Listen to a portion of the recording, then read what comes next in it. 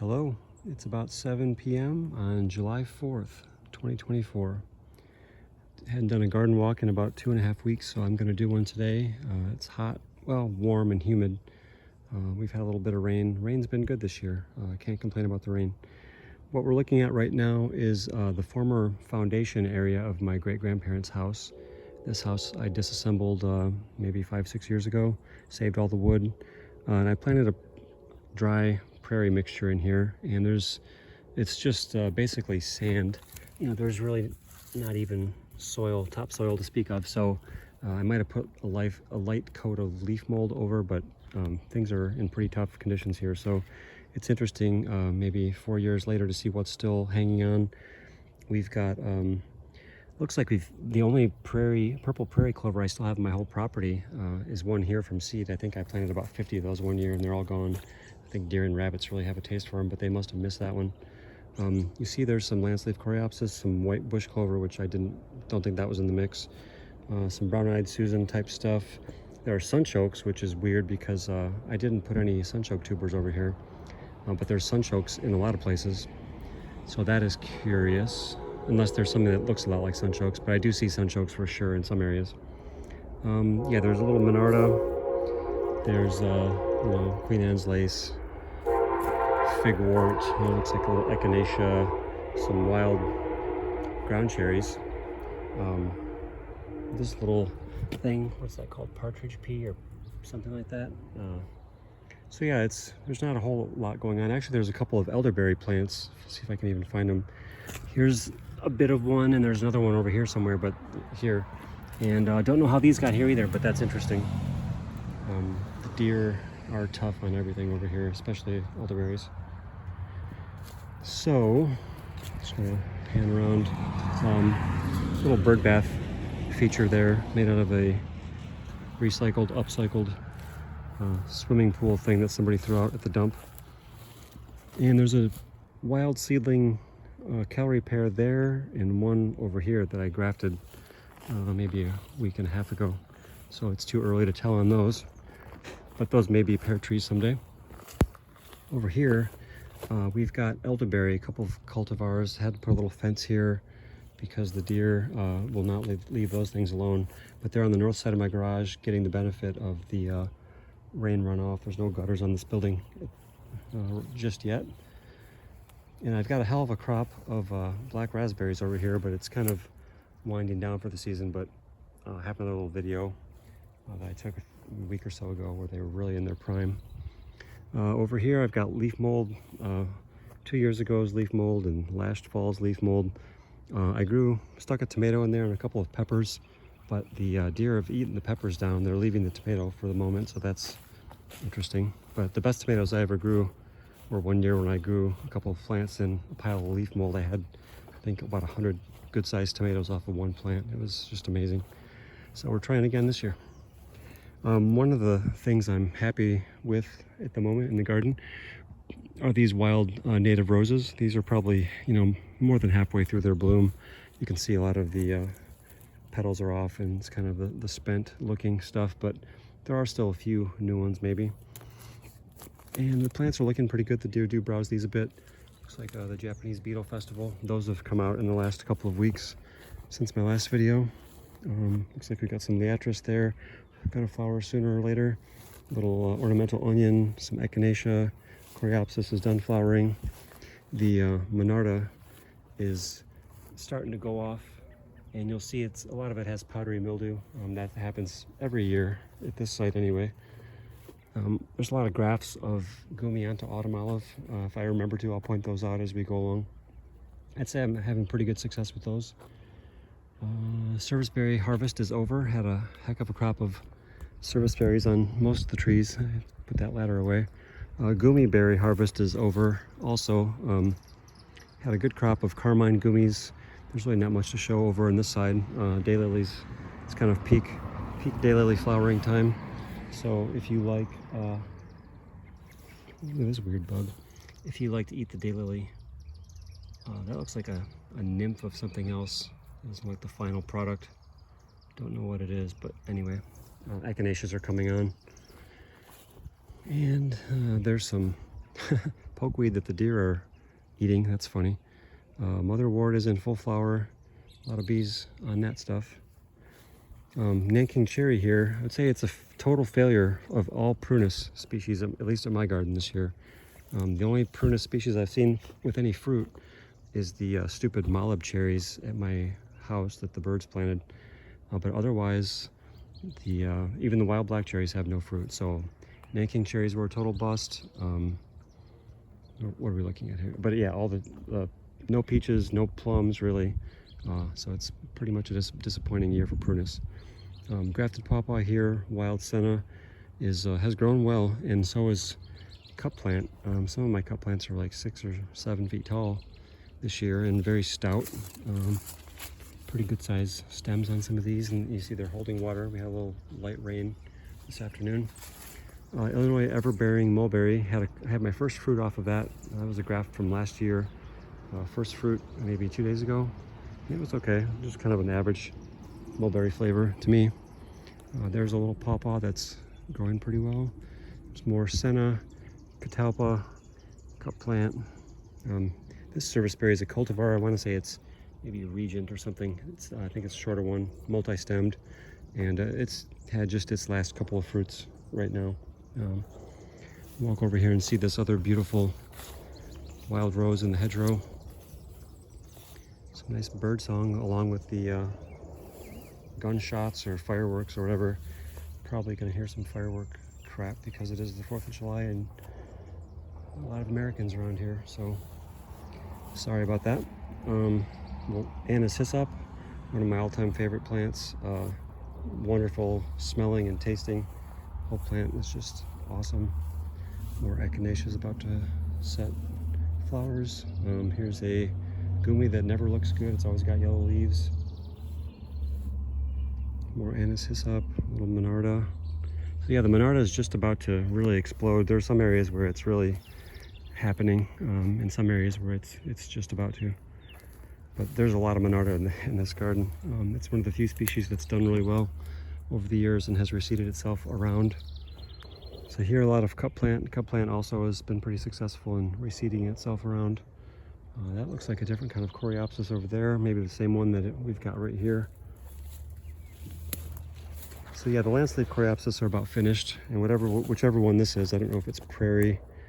I have to double check that and remember it. And there's a little butterfly milkweed back there in the orange. Got a few of those that I didn't know or didn't remember that I had. There's another one on the path there.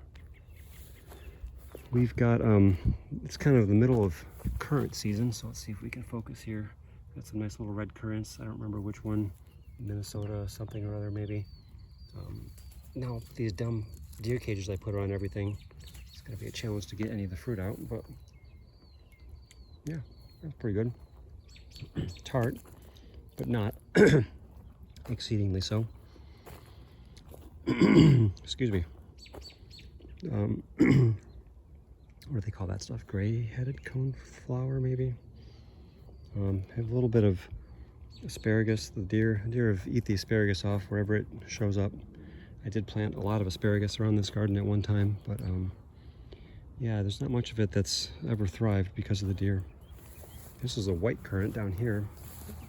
Let's see if we can get a look at these things. So yeah, those are beautiful little translucent jewels. And yeah, don't know how to get them out of this cage easily. My hand just barely fits through here, but I think you can pick the whole, sorry for the shitty camera work. You can pick the whole little stem at once and just pop them in your mouth. This is kind of the first year I've had more than a couple fruits on the white currants. I think I've also got a pink one somewhere. Excuse me. Serviceberry, red osier, dogwood, hazelnut, Nanking cherry. This is another type of serviceberry here. A cup plant, some wild pea. This attractive looking grass is little blue stem, which I've got shitloads of everywhere on this property, so it does look really attractive for a while during the summer. It's almost ornamental, but yeah, I got too much of a good thing. This is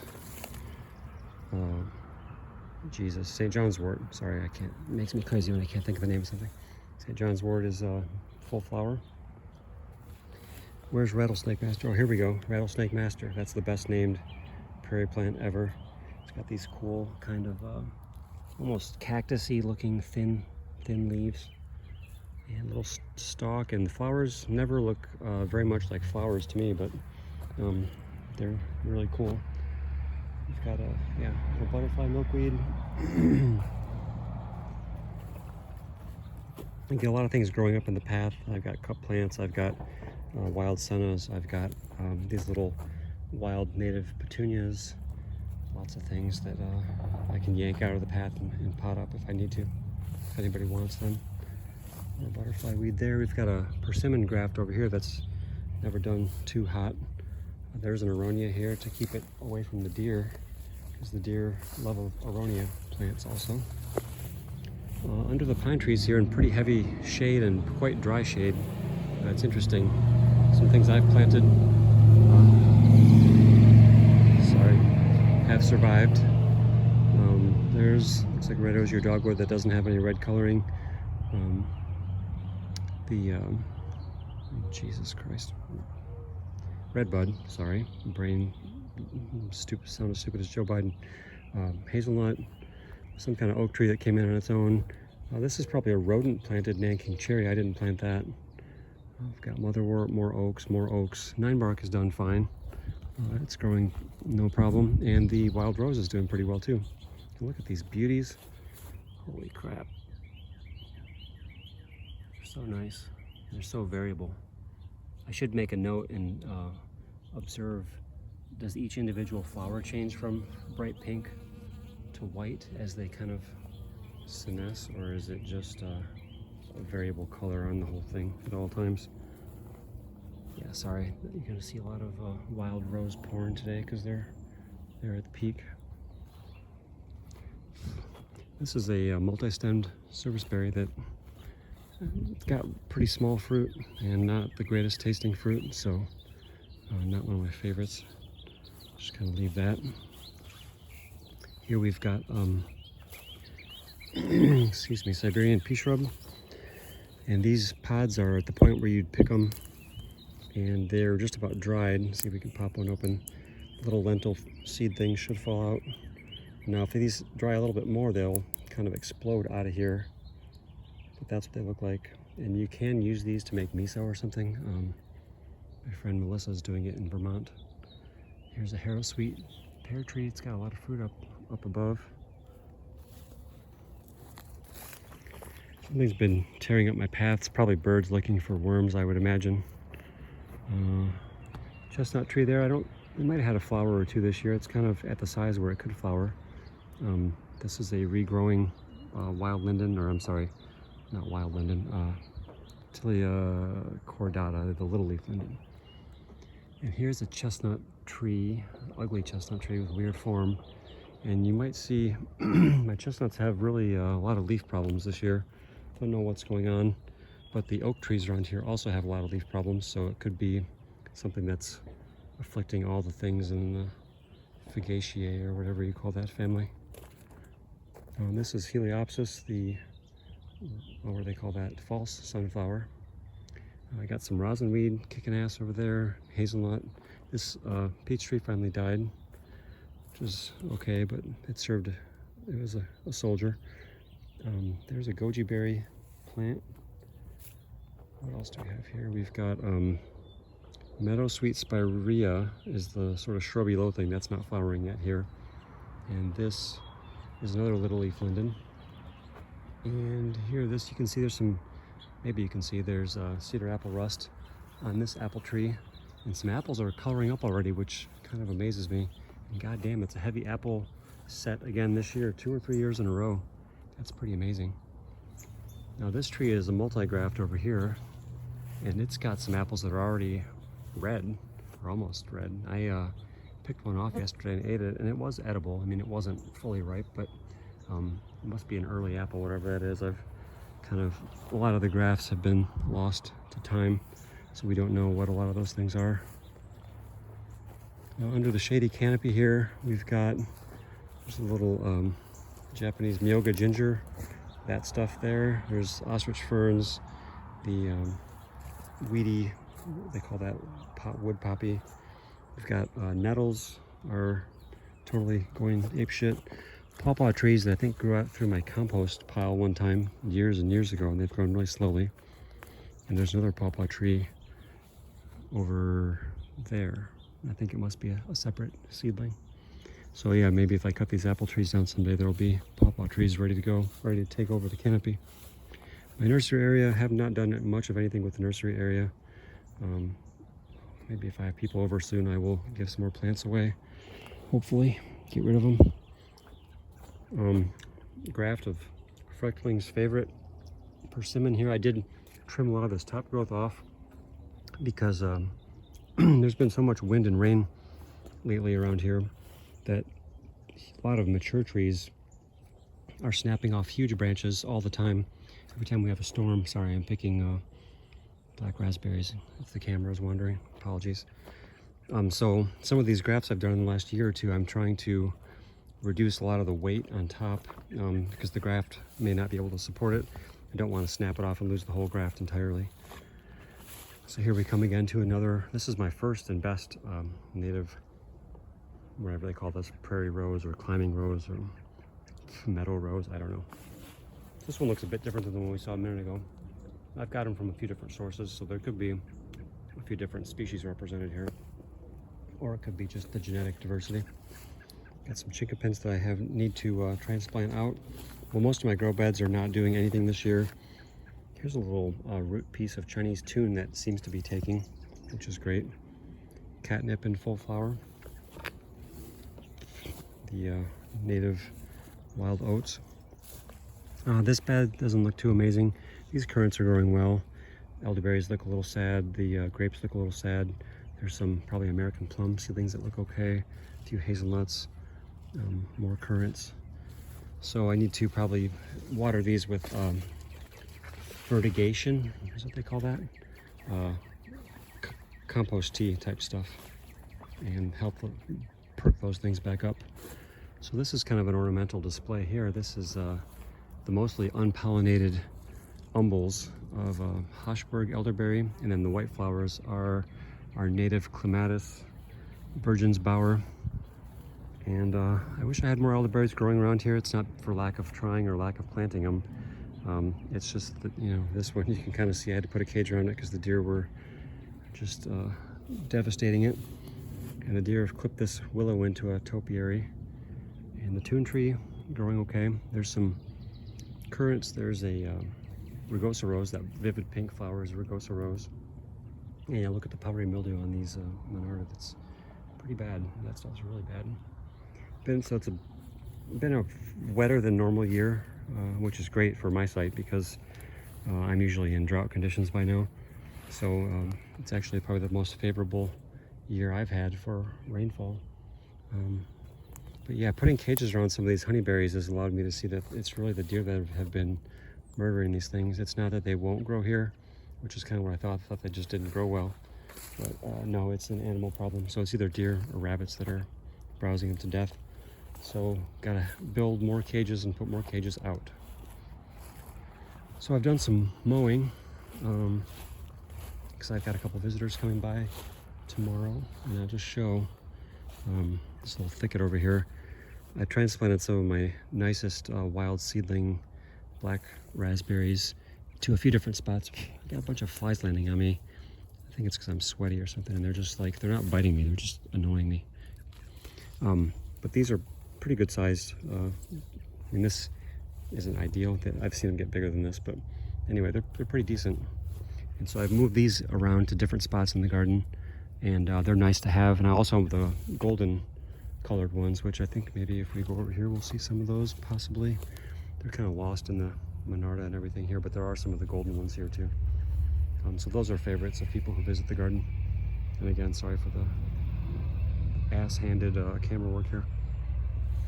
Cell phones are so stupid for taking video. It's really not ideal.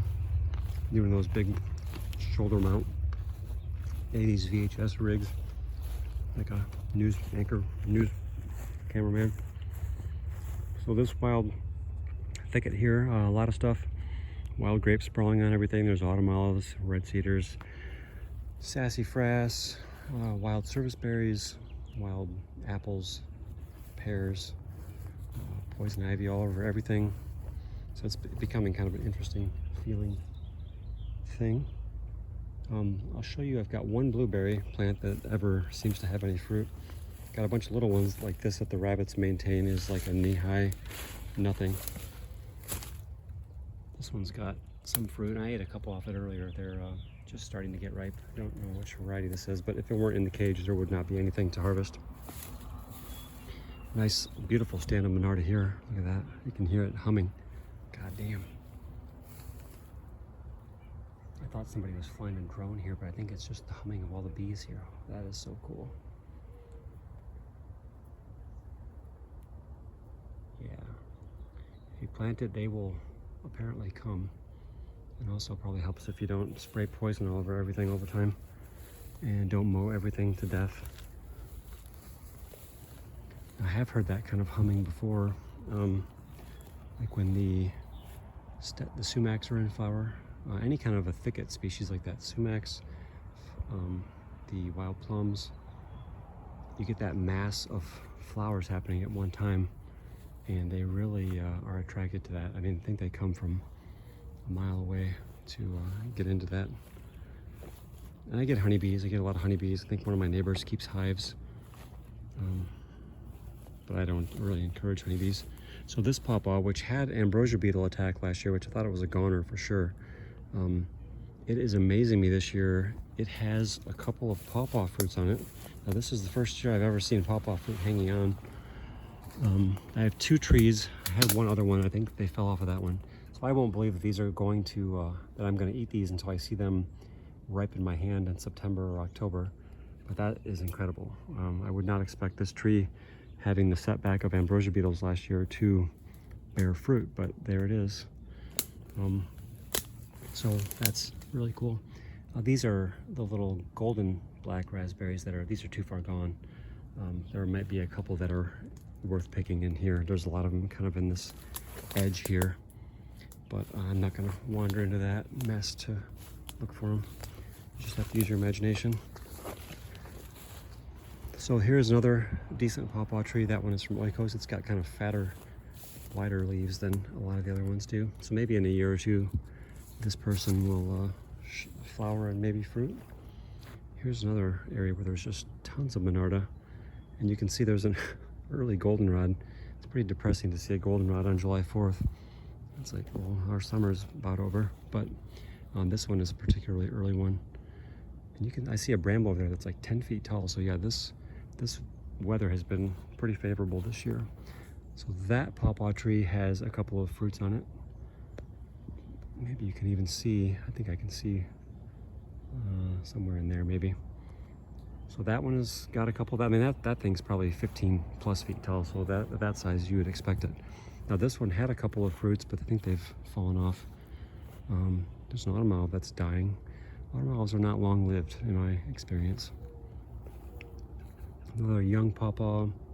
Got a few young pawpaws around here. This is the Catalpa coppice area. Another young pawpaw here.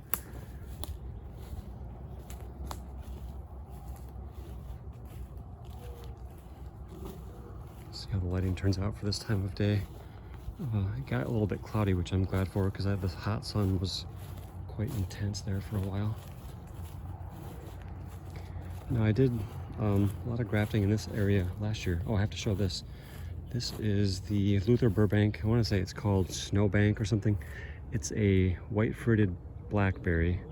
And usually they don't amount to anything. This year, I guess because we've had enough rain, some of them are sizing up a little bit bigger. Although I think they kind of really overbear. I probably should have tipped these canes to encourage maybe some different formation. But when they get a little translucent like this one's maybe too far gone versus opaque white. Maybe you can see the difference, maybe not. Then they're ripe. They're not amazing. It's a little bit tart, a little bit bland. I don't know. It's nothing to write home about really, flavor-wise. pawpaw that I grafted last year. Champion good hazelnut that's got a good crop. This apple is one that I cut the top several feet off of, thinking it was going to snap over the graft. Looks like it's probably getting grown onto, maybe not, by Virginia creeper and wild grapes. So if you let vines just run wild, they will pull things down. That's kind of their nature. Here's a wild calorie pear that I just grafted onto a week or 10 days ago. And you can see it's breaking bud in a couple places. Here's another one there. It's got a little bit of growth, so that's cool. Come snap some of this crap off. Try to push the energy toward my grafted bit. These are thorny. Watch your fingers. There's an apple graft from last year. This gooseberry has no fruit, unfortunately. I don't ever see fruit on that. Now the gooseberries, I planted a few in my vegetable garden area where it's fenced, and those have some fruit this year. This pear also, I removed about 5 feet off the top of it a couple of different times, and I grafted into a couple new branches with science from my friend Rochelle. No, that's weird. Look at that leaf problem. Huh, maybe an insect thing. Pretty fragile. I don't want to bust it up. So those were done not too long ago. I don't know, 6, 8. Oh, I guess almost a month ago. There's one leafing out. Got some 9 bark in the background. We've got dewberry with crown vetch. Pink flowers are crown vetch. That's kind of a feature of this area. I don't have crown vetch over a lot of the property. More daylilies. Just kind of show how things go. This is going to be an ocean of Monarda in about a week. If you come see it, it'll be just a sea of lavender there. That's all Monarda, pretty much. A couple of good grafts of gumi onto autumn olive. Did a double header there, two stems. And there's one there that's it's growing. It's not super great, but it's growing.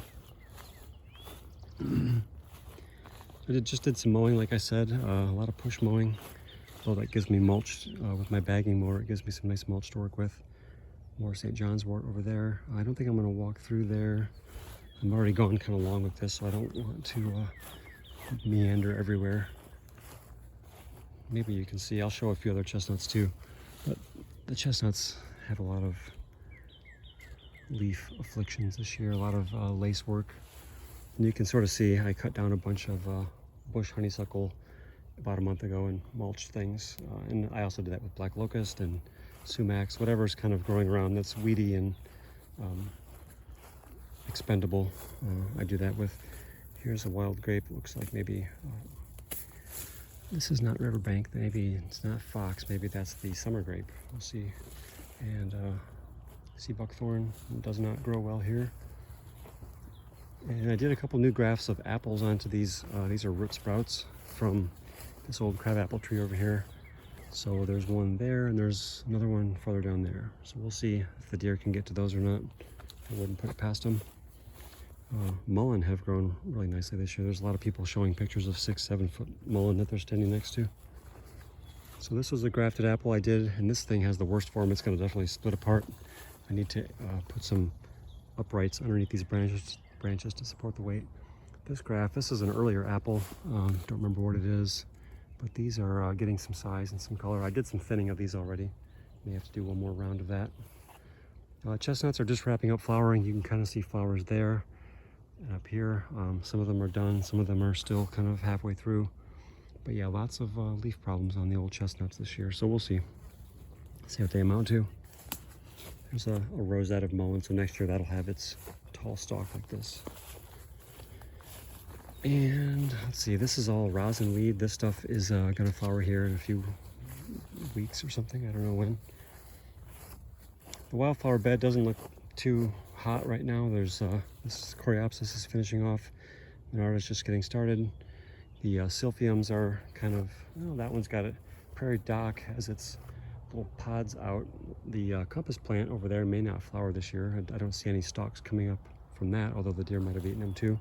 The deer seem to have a taste for silphiums. Nice cup plant here, chestnut there, black locust. And so maybe you can see where I've mulched things. with my mowing bag. And over here, sort of near the western edge of the property, we've got some wild brambles, we've got some wild mulberries, wild grape, autumn olive. There's a chestnut that's, I think, flowering for the first year here, and then this swooping branch stuff here from the ground, that is false indigo. And this chestnut is never fruited, so we'll see if this is the year. It's kind of in a little bit too much shade.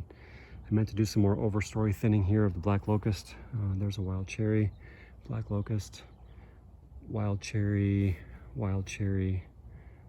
lot of wild cherries. So some of those need to come down probably this winter to make more room for my intended target stuff. I think I hear another deer huffing and puffing at me over there. These assholes, they think this is just their place, and I get them snorting at me all the time. Here's a good graft of gumi onto autumn olive. There's my Illinois everbearing mulberry graft from last year, and I cut the top 2/3 of that out too, because look at how fragile this graft union is. There's a berry that's ripe. That is not anywhere near healed over yet, so I do not want that snapping off. So yeah, I cut most of the top of that plant off. Let me see if I can refocus, sorry. There's a chestnut I gave some TLC to. It was just totally overgrown, needed some pruning, needed a cage. Look at the insect activity on this mulch. I wonder what they're going after there. There's a bunch of things flying around. That was just applied today. On my big chestnut here, the timber looks good, although the leaves look kind of like hell. But overall, I mean, it's a great tree. Cannot complain about that thing. And then over here, the chinkapin chestnuts, these are basically done flowering. And in some areas, the catkins are so thick on the ground that it almost looks like pine needles. These things flower pretty profusely. And then over here, I've got, of course, sumacs. I've got my ironweed coming on. That's what these tall stalks are here. A lot of ironweed in this little particular area. And at the sumacs, I just thin them as needed, and you know, whack them down and use them as mulch. So here I got some chestnut seedling there for sure. Got a few other chestnut seedlings in here. Those could be dug up and moved, given away. They could be from these chinkapins. That'd be cool. If the leaves are distinctive enough, I maybe should make note of that. Little chestnut that I gave some care and protection to this year for the first time. Another pear. Whoa, my rubber band snapped. Uh-oh. Pear graft. That doesn't look too promising. Maybe I got to reapply the rubber band. Don't see anything happening on that one yet, but I could regraft it next year if it doesn't take. This persimmon graft from last year, I had to clip most of the top of that off too, because this one is pretty well healed over, but can you get a focus for me? Come on. But I did not want to lose the whole thing, so it's worth sacrificing, you know, a year or two earlier crop versus like losing the entire graft, which would be pretty stupid. So there's pecan trees, a couple grafted persimmons I grafted this year. I don't even know how those persimmons got here, really. I don't remember planting them here. It's really a mystery. I don't remember if I threw seeds around or what, but it's curious. I've got a pecan that's trying to grow now that it's got some deer protection, dogbane. Somewhere earlier I saw a dogbane that had like 10 dogbane beetles on it, so hopefully we'll see that again, because that is something cool to see. Those are really gorgeous little beetles. So as we go through the little canopy here, my little hobbit tunnel, feels nice. There are some mosquitoes out now. We have not had much mosquito trouble this year so far, but they're starting. So there is a variegated wart nut there. I put that, select that from the grow bed and planted it out. This apple, I can't see it very well in this crappy lighting, but there's some good sized apples forming on it. And I did thin off a lot of this fruit, and look how bug addled it is. Jesus, it looks like shit. Look at that shit. This is what you get when you have unsprayed apples in Michigan. So yeah, once in a while I get some apples that are edible, but generally they're just like a disaster. I could spray clay or something on them, or bag them individually if I wanted to go to the trouble of that, but I don't really, at least at this point in my life, maybe later. There's a little Japanese walnut here, and it hasn't put on tremendous growth, but it's growing. This is kind of a sort of a success story at the moment. There was an autumn owl that I grafted with gumi, put a cage around it. The deer were really hardly, or browsing it heavily, and the cage is helping. I think this walnut might be a hybrid between black walnut and English walnut or something. It's a hybrid from Lycos, I think. So the lighting looks pretty good right now. You can see these winged sumacs, and they're called winged because you see these little flaps on either side of the stem or leaf. They're about to flower in a few weeks, or a week or two. I will see. Those are a big pollinator magnet. So I'm not going to walk all the way over by the wild plums. There's some chestnuts over there. There's some service berries. A few things to see. Look at this service berry, and man, this thing got just whacked by cedar apple rust. So there are some berries on there, but they're so small. So yeah, the service berries get hit. Whatever this species is, they get it bad. This isn't even the worst one. That one's sort of medium bad. But the ones that I planted a lot of early on, the lavis, Amlanchier lavis, those don't seem to get it nearly as badly, thankfully. I wanted to show this over here. It's got some chestnuts here. I did graft a couple of chestnuts in this area. There's the chestnut that got a cage for the first time ever. Wild plums don't have any fruit that I can see this year. This white pine has grown really well. But this bush here, this hazelnut's got a heck of a crop on it. Pretty well bending over with the load of the crop, so that's cool. And over here, that's sort of Persimmonville. When you start getting this way, and then quite a long ways over here is all persimmons. I'm going to show what this back field looks like. Here's an asparagus that the deer missed. Most of the other asparagus got eaten several times during the course of the growing season this spring. Got a few oaks that I've planted that look decent. This looks like a moth mullein with white flowers. That's interesting. I thought they were pinkish. I thought they had yellowish flowers. Usually maybe that's a freak. And this tree is that thing that's related to olives or something. Fringe tree, I think it's called. White fringe tree. So over here there's a few, there's a American plum, a couple of wild black cherries. And we may see here and there, the dewberries are getting ripe. So, but you see they're like sitting on the ground. So these are great turtle food. Not easy for humans to pick, and some of them are bigger, some of them are smaller. Some of them taste great, some of them taste like shit. So they're really a variable species in size and habit. I think they hybridize a lot with blackberries too. So some of them are a little more upright. Whoa, that's sour. A little bitter, not great. But yeah, you can see they're sort of starting to ripen. There's a lot of them. That may be one of the reasons why I have so many turtles here. It's because dewberries are probably one of their favorite perfect foods. They can just do a drive-through. Oh, here's a little variegation on dewberry. That's cool. I could sell that as my cultivar for whoever wants to have thorny ass, annoying dewberries in their landscape. Not my favorite plant, but yeah, these fruits they're tolerable. Occasionally you get one that's really good, but I'd say that's the exception rather than the rule. Most of them are either spitters or just nothing to write home about. These ripen over a few week period, kind of in between the black caps and this is all dewberries as far as you can see here. It's just covered with them. Between the black cap raspberries and the upright blackberries. Yeah, we'll get out of Dewberryville here. Sorry again for the bad camera work. So yeah, this is kind of what it's looking like.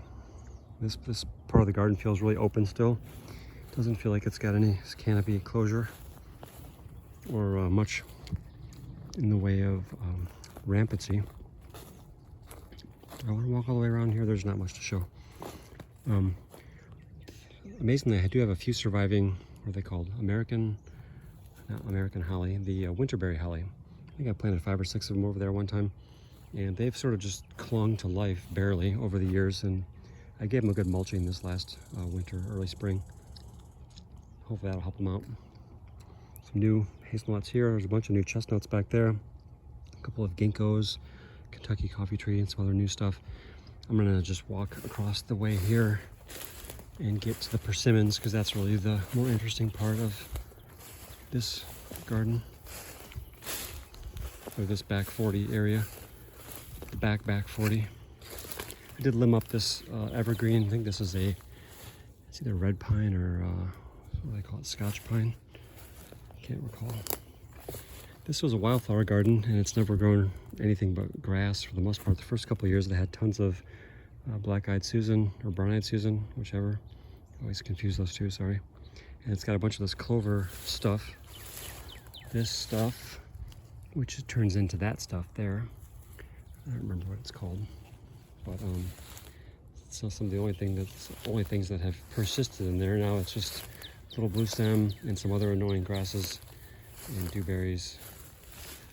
And it's good snake habitat. I had some cardboard mulch around the perimeter of it one year. There's a nice Baptisia white indigo. Deer have eaten the top of it off. And yeah, I picked up a piece of cardboard, and there was like a whole family of writhing blue racers or something. It scared the shit out of me. I know that's a graft is growing, but it's got an opening. I need to come and wax that or something to keep it from drying out so much. So yeah, I did about a dozen persimmon grafts, I'd say, this year, and there's still plenty more graftable size persimmons, but I didn't have that much sign wood. So this is a graft from last year. Pardon the yarrow here. I think the graft union's right there, and it's grown well, but I had to cut again. It grew so vigorously that I had to cut, 2/3 of the growth off to allow it not to snap off. So yeah, there's probably 70 persimmon trees back here, I'd say. And then it's confusing because they're not always well marked. Like you've got one here and you've got one there. So this could be a sucker of that one, and you've got something there. So it's starting to get a little bit blurry back here, like which ones are ones that I planted and which ones are root suckers. But I'm just gonna have to make the call to save, have one every so many feet and just pick one that's in a good spot. This, I call these Edgewood Prolific because they're on the edge of the woods here. That hazelnut looks like it's gonna have a good crop again this year. Had a good crop last year and some pretty good nuts. This one looks like a little bit of a lighter crop. And that one, light. But I wanna show you this right here. Now this is hard evidence, as the sheriff would say in Santo Sepulcro. This is my first American persimmons ever. After 13 years of waiting, I have little persimmon fruitlets. So, something could happen between now and September, October, whenever these ripen. But super exciting to see these things on here. Holy shit. I can't tell you how excited I am. This is my favorite fruit that we can grow in our climate. And yeah, I've been waiting a long time, patiently.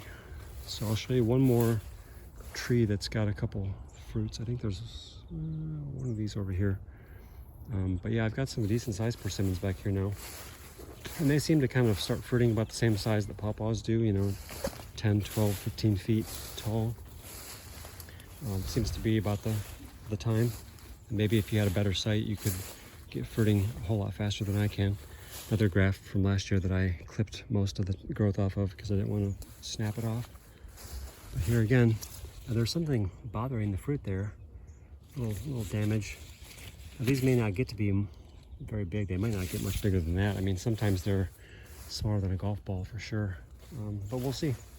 They come from probably some decent genetics, either Oikos or Grant Schultz's, wherever he got his from, which are probably cultivars. So I got my fingers crossed that they're better than just your average wild seedlings. And so yeah, I'm really looking forward to seeing what they turn into. Hopefully they mature the fruit.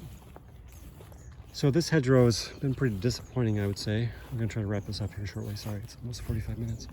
A lot of deer browse and neglect. Both combination of those two things have meant that it's just sort of faltering. I mean, this stuff is more mature parts that didn't get mowed down. A good crop on this hazelnut here too. I wanted to show that. And there's a, maybe you can see back there, there's a black locust that's the top snapped off. Yeah, that's happening a lot with a lot of trees. And maybe you can see these, a lot of oaks here. And they've all got brownish leaves. They've all got problems with, if they're leaf miners or what kind of a pest or fungus or disease they could have, but probably some of that same shit is what's getting on my chestnuts, I would guess, because they're pretty closely related. There's a wild hazel there that's got a good crop on it by the looks of it. And here's a hazel that's got some frilly, big frilly bunches on it. So we'll see what those turn into. But yeah, before the fireworks get going, sorry for the lens flare. I got a couple pawpaws over here. Some of these did flower, but they did not set fruit, which is okay because I think they're still a little on the small side to be fruiting. But there's one there. There's another small one there. Behind this catalpa, there's, well, yeah, it's still not very big. It's only 6 feet tall. One there. This one over here is about 8 feet tall. So yeah, these had a few flowers. I think I grafted this one last year, but it didn't live.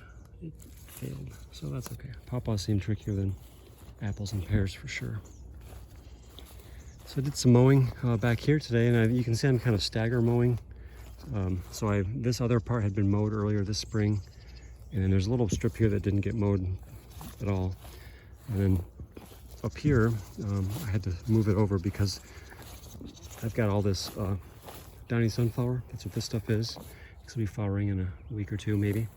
Real cool, velvety, beautiful. Kind of spreads by rhizomes. Not super aggressive though. There's also sunchokes in here, so at one time I had probably 100. It was staggered pretty much from the road all the way to the back of the property, I think, alternating between downy sunflower and sunchokes. I thought those would be kind of a good edge species, expendable kind of crop, that could stand to get mowed and wouldn't necessarily get killed, if the power company mowed everything down or something. But anyway, most of it's gone and dead. Only this stretch here seems to have persisted with these two things, and mostly it's the downy sunflowers because the sunchokes get browsed to death by the deer. Speaking of browsed by the deer, there's a serviceberry from Oikos that had to put a cage around because they'd eaten it down to a couple leaves. This deer tongue grass, whatever the hell that stuff is, I've got lots of it, especially in the understory over there under the sumacs. It's like a tinder box. So I've been chopping some of that and using it as mulch. Although I guess I found out it is native, so it's not necessarily a bad thing, but it just looks like a real fire hazard to me, so I don't want to have too much of it around. Looks like something that could be a good mulch plant. Over here, I need to put more brambles in these hedgerows because that's nice to graze as you walk along. This is a rugosa rose from my buddy John Edgerton, one of the best guys I know. The deer seem to have a taste for those also, so probably have to cage that if I want to keep it around. And you can kind of see what a joke the soil is here, and the mole activity does not help anything. So it's hard to get anything to just stay alive here. Deer hoof prints everywhere. I did graft a couple of chestnuts in this area, and I'm gonna stick a few more chinkapin chestnuts in the ground here where some of these pink flags are. But I think I'll show you these grapes, and that'll kind of wrap it up. But yeah, I've got some more planting to do, and luckily we've not been getting slammed with the super high temperatures like some other parts of the country have. It's been comparatively mild. We've had some temps in the low to mid 90s, which is not fun, but they didn't last for weeks and weeks, and they weren't accompanied by drought. So that I'm really thankful for that, because it seems like most years they would have been. Wild peas growing there. Some hazelnuts struggling to get established there. But these grapes, I got my one Vigoro grape that grows well every year, but it looks like it's got some, I don't know what you call this, mosaic or some kind of leaf problem. But you see there's a lot of fruits starting to form there. Probably should put paper bags around these if I want these to stay clean-ish. I think it's maybe almost too late to do that, but these do make a pretty good crop. Crazy trellis system. And the vigor is no joke.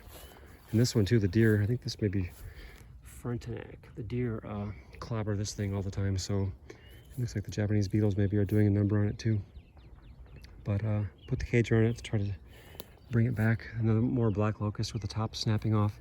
That seems to be a trait, especially if you take the lower limbs off. Seems like a real problem with black locust. And one more thing to show. No dogbane beetles here, but the buttonbush is flowering. It kind of looks like it's past peak. And these don't have, they got a little bit of a smell. It's kind of a nice, I don't know how I describe it. Citrusy, sweet. They're neat looking leaves, glossy. And this is a plant that likes to grow in swamps, so it really is not at home here in this beach sand. But it's hanging on. It's been there probably 10 years or more. I think I had 4 or 5 planted originally. That's probably the only one that's still left. But yeah, on the 4th of July, that's how things are looking around the old forest garden. This is a new species I planted from the nursery. Now this one, this is not a good example. That one's totally too far gone. This one's not ripe yet. But they're like a purplish, elongated berry. This one looks like maybe not ripe. Can't remember. It has some goofy name. Not boysenberry, something. I'll try this, but I don't think this one is ripe yet. No, it's a little hard, but it's edible. Anyway, whatever that berry is, it's kind of prostrate, like a dewberry almost. So, thanks for watching. This is probably one of my longest videos ever. I apologize. A lot to show today. Thankful for things growing pretty well this year. Haven't been able to do quite as much in the garden as I would have liked to, but it's fun. It's fun to watch things grow, even if you have a lot of crop failures like all the peaches and whatever. It's still fun to watch things grow. Grafts of gumi there. Okay, thanks for watching. Have a great early July, and I'll see you next time. Bye.